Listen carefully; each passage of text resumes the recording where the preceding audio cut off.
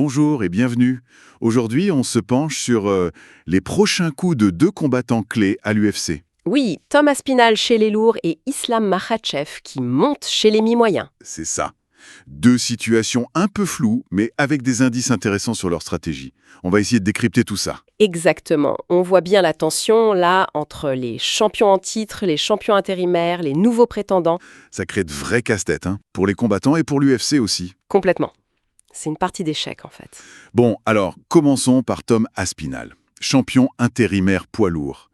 Et il a l'air un peu impatient d'attendre John Jones, non? Ah, ça c'est clair. Il l'a montré récemment sur Instagram. Oui, il a dit qu'il s'entraînait spécifiquement pour deux noms, Alexander Volkov et Jailton Almeida. C'est ça.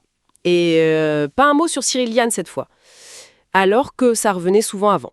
C'est intéressant comme démarche, plutôt que d'attendre dans le vide. Ben oui, il cible du concret, des gars actifs, bien classés. Volkov, bon, il l'a déjà battu, et vite d'ailleurs, en 2022. C'est vrai. Mais Volkov reste sur une bonne série depuis. 4 victoires, je crois. Il est dangereux. Et Almeida? Almeida, c'est la menace montante, un grappleur redoutable. Il a eu un petit coup d'arrêt, mais il est revenu fort. Donc Aspinall, en gros, il veut rester pertinent, mettre la pression. Mais est-ce qu'il prend pas un risque en faisant ça? Si jamais il perd contre Volkov ou Almeida, adieu le combat contre Jones, potentiellement. C'est tout le pari. Il contrôle ce qu'il peut, son activité, sa visibilité. L'ombre de Jones, elle est toujours là. Dana White dit que le combat était calé. Mais Jones lui-même, il souffle un peu le chaud et le froid sur sa retraite sur ses réseaux. Exactement. Donc Aspinall, il refuse d'être juste celui qui attend. Il prend les devants, quitte à affronter des clients sérieux en attendant. C'est une stratégie proactive, mais risquée, c'est sûr. Ça se tient. Alors, pendant qu'Aspinall essaie de bouger les lignes chez les lourds, on a Islam Makhachev, le numéro 1 taux de KT, Oui, qui a laissé sa ceinture des légers. pour monter chez les welter, les mi-moyens. Et là, son prochain combat, ça devrait être contre le nouveau champion Jack Della Maddalena. C'est ça, la suite logique. Mais alors, la division welter, c'est quelque chose. Ah oui, c'est dense. Et justement, il y a un nom qui vient de se manifester très clairement. Kamaru Usman. Exactement. L'ancien champion, numéro 5 maintenant, après sa victoire à l'UFC Atlanta, il a dit « Je veux Makhachev ». Ah ouais, ça ferait un choc énorme. L'actuel P4P contre l'ancien roi de la catégorie du dessus. Beaucoup de fans en rêvent, c'est sûr. Qu'en pense le camp Makhachev? Alors, son coach, Javier Mendez, il a réagi. Il dit que c'est possible. Un combat contre Ousmane, oui, possible.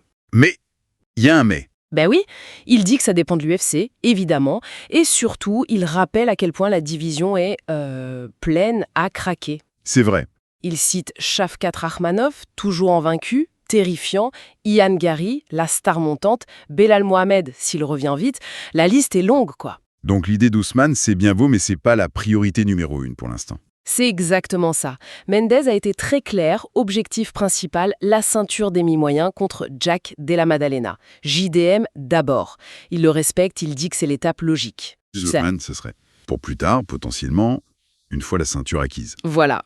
C'est vu comme une option très intéressante, un combat qui ferait du bruit, mais après avoir battu le champion. Faut pas griller les étapes. Monter d'une catégorie et prendre la ceinture, c'est déjà un sacré défi. Bon, alors, si on résume, pour Aspinall, c'est une volonté de forcer un peu le destin, de pas rester bloqué par l'attente de Jones. C'est ça, une lutte pour rester actif et au premier plan. Et pour Makhachev, c'est l'entrée dans une division ultra compétitive, avec un défi immédiat pour le titre, et déjà l'ombre d'un ancien champion qui plane. Oui, il entre dans un vrai panier de crabes. Il doit valider son statut de numéro 1 en allant chercher une deuxième ceinture, là où la concurrence est féroce. Donc beaucoup d'incertitudes, mais ça promet des combats explosifs pour les fans, c'est clair. Absolument. Et ça montre bien que même être champion intérimaire ou numéro 1 P4P, ça ne garantit rien aujourd'hui. La stratégie de carrière, le timing, c'est devenu capital. C'est vrai. Et ça laisse une question en suspens peut-être. Qui prendra les risques les plus payants? Aspinall en défiant les outsiders ou les prétendants welter qui vont devoir se battre pour attirer l'attention d'un Makhachev potentiellement double champion? L'audace est le bon moment. Plus décisif que jamais. On suivra ça de très près.